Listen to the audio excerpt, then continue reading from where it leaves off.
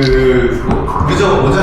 원장님은 원래 헬스케어랑 큰 관련이 없으신데도 오늘 말씀하신 거 보면은, 오랫동안 헬스케어에 대한 관심과 애정을 갖고 지켜보신 게 아닌가라는 생각이 들고, 많은 내용을 말씀드렸습니다. 저 몇 가지 좀 정리해서 이제 조금 부연 설명도 드리고, 제가 좀 확장된 말씀 좀 드리면요.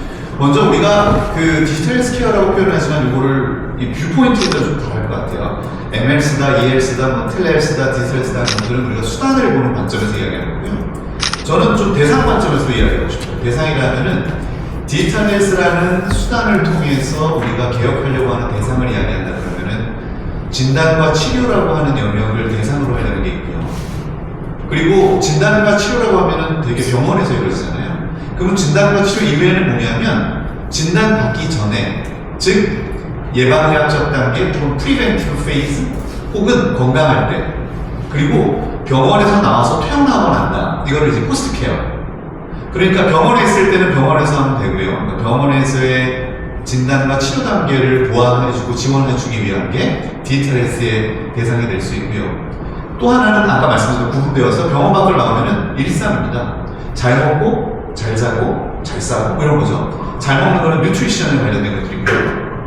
잘 자는 거는 수면 관리에 관련된 것들이고, 아까도 잠깐 말씀해 주시면 수면에 관련된 리드가 정말 커요. 그래서 오늘 뭐 세세한 것들은 오늘 다 소개해 주시지만 디지털 헬스 테크 중에 일찍 시작했던 벤처 중에 스니피어나 소브리스 이런 회사들이 있어요.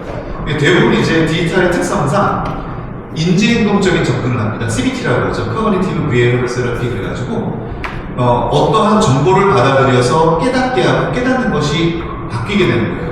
요즘 보니까 뭐 그런 거 많잖아요. 젊은이들 일어나서 아침에 일어나자마자 뭐 just do it 한다든지 do it now 한다든지 뭐 일어나자마자 뭐 나는 세상을 바꿀 거야 이런 얘기를 하는 것들이 실제로 효과가 있다는 거예요. 그래서 뭐 그런 쪽으로 좀 구분을 해볼 수 있습니다. 그럼 목적은 뭐냐? 관리 자체가 목적일 수도 있고요. 그게 이제 질병 관리예요. 근데 직접적인 관리가 아닐지라도 또 목적이 있는 게 선제적인 대응. 그래서 사전에 예방할 수 있는 예방으로 선제적 대응이고요. 혹은 실제로 하더라도 맞춤형으로 할 수 있게 더 딥다이브 해줄 수 있는 겁니다. 그래서 뭐 오바마 정부 때 나왔던 프리시전 메디슨이라는 것이 한때 유행처럼 돌았어요. 정밀 의료라고 번역을 하는데요. 정밀이 사실 그전에도 있었어요. 커스터마이즈 메디슨, 테일러드 메디슨, 맞춤형 의료라고 하는 게 그런 거거든요. 이것들을 뭐 아주 결정판을 만든 거죠. 그래서 일반적인 암 치료 혹은 이것이 뭐 표적 치료를 한다, 혹은 바이오마커에 의해서 특정 영역에만 반응할 수 있는 걸 만든다, 뭐 이런 컨셉으로 진행이 된 건데, 실제로 보면은 디지털 헬스케어가 그런 쪽에 있어서 관련이 있는 겁니다. 자, 간단한 사례를 말씀드리면요. 스포티파이라는 것이 요즘에 우리나라에도 광고가 나오기 시작했어요. 그런데 스포티파이는 이미 2010년대 중반에 개인적인 유전자 분석의 결과에 따라서 이 사람은 우울증에 관련된 요소가 있을 수 있으니 그에 맞는 비트와 멜로디에 따른 음악을 셀렉트를 해줘요. 이런 서비스까지 시도를 했었습니다. 이제 이러한 내용처럼, 그래서 저는 디지털 헬스케어를 볼 때 우리가 포괄적으로 이야기하는 것보다는 수단, 대상, 목적에 따라서 다양한 차원이 있다는 겁니다. 그래서 이런 차원의 진도가 나간 기업도 있고 그렇지 못한 기업도 있고, 우리가 포괄적으로 보면은 원격이라는 것이 미국에도 이렇게 됐습니다만 지금 약간 소강 상태예요. 그런데 이제 저는 이것이 에너지를 응집하는 단계라고 보여집니다. 에너지 응집에 대한 모습은 어떻게 보여지냐면, 아까 이제 원장님 질문 주셨어요. 의료 혁신을 위해서 1번 빅테크인데 2번 의료기관, 3번 보험사, 4번 모르겠다는데 저는 5번입니다. 5번은 1, 2, 3번은 다 해야 된다. 왜냐하면요, 이 1, 2, 3번이 다 모이고 있어요. 유나이티드 헬스가 갖고 있는 보험사는 실은 18개의 의료기관에서 출발해서 보험사를 만들었어요. 그 의료기관이랑 보험사랑 연결되어 있죠. 뭐 중국의 피난도 이제 헬스, 버추얼 호스피탈도 그렇고 이제 접목이 되고 있고요. 여기에 보험사, 의료기관 다 접목되고 있습니다. 저는 오늘 논의하고 있는 그 실버타운 거주기관으로서의 의미가 왜 있냐면, 병원에서 하던 서비스가 병원 외의 영역, 즉 질환이 다 치료되기 전 혹은 발병되기 전의 단계를 관리하기 때문에 의미가 있다고 생각이 되고요. 이 의미를 응집시킨 공간적인 장소가 어디냐? 거주시설이에요. 그래서 지금 우리가 실버타운이라고 해서 65세 혹은 70세 이상의 노인이 거주하는 공간을 대상으로 하고 있지만, 저는 이것이 나이를 물어내서 전 국민이 거주하는 공간에 헬스케어 내지는 웰리스, 건강관리 서비스가 접목되리라 생각이 됩니다. 이 접목되는 역할로서의 퍼실리테이팅 하는 역할을 디지털 헬스케어가 할 거라고 보고요. 그러한 의미에서 오늘 원장님이 말씀해 주신 것은 상당한 의미가 있다고 이렇게 보여집니다.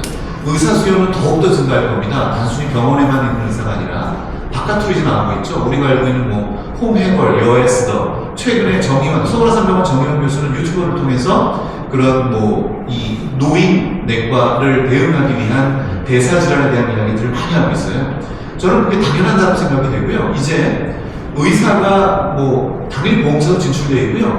대기업이 헬스케어 산업에 진출하기 위한 기획을 하는 팀장들이 다 의사입니다. 점점 영역이 확장되고 있고요. 이제 건축 설계 쪽에는 의사들이 있는지 모르겠습니다만 이제는 그렇게 업역이 점점 넓어지리라 생각이 됩니다. 그래서 국내에는 B2B, B2C 다양한 사업들이 진행되고 있습니다. 제가 지난주에만 한 2억 번 이상의 대기업과의 미팅을 했는데 다 주제가 그런 거예요. 무슨 얘기냐면 일상에 있어서 헬스케어 영역, B2C에 대한 공략을 하기 위한 준비를 무엇을 해야 되는가. 이제 벌써 대기업 준비를 하고 있고 이미 준비를 시작한 기업들도 있습니다. 그래서 B2C, B2B에서 개인이 하는 그런 게 있으면 B2C에서는 결국은 기업형이랑 병원형이 있을 수 있는데요. 병원형은 전통적으로 있었죠. 그래서 병원에서 운영을 어떻게 잘하겠냐. 그래서 영상 판독을 하겠다는 스타트업이 등장을 할 수 있는 게 병원형이고요. 대표적인 OCS, EMR 기업, IT 기업들이 병원의 운영을 도와주고자 하는 것이 병원형일 수 있겠고요. 그 다음 이제는 카카오 같은 데도 진행을 하고 있습니다. 여러 시행착오를 겪고 있는데요. 예약이나 접수를 도와주고 있습니다. 잘 보시면요. 진단 치료하는 데서 조금씩 나오고 있어요. 예약 접수 단계 들어갔죠? 이보다 더 나갈 겁니다. 뭐냐면 콜센터랑 연계되어서 병원의 콜센터에 전화를 했는데 연결되지 않은 소비자들을 위한 서비스를 개발한다든지 혹은 퇴원해서 병원에 진료가 일단락되고 난 환자들에 대한 일정 기간 동안의 건강관리를 책임진다든지 이런 쪽으로 점점 나오고 있습니다. 이게 대표적인 이제 기업형 서비스 중에 이 거주와 개인과 관련된 서비스를 하게 되는 것이죠.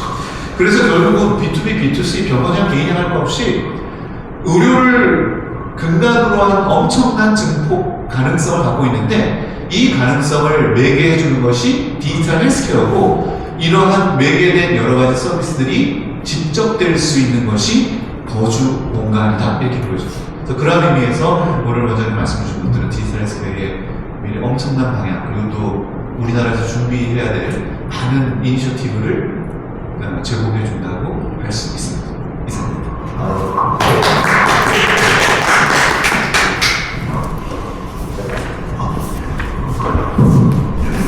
네, 발표와 논평 해주신 두 분 교수님께 다시 한번 큰 박수 부탁드립니다.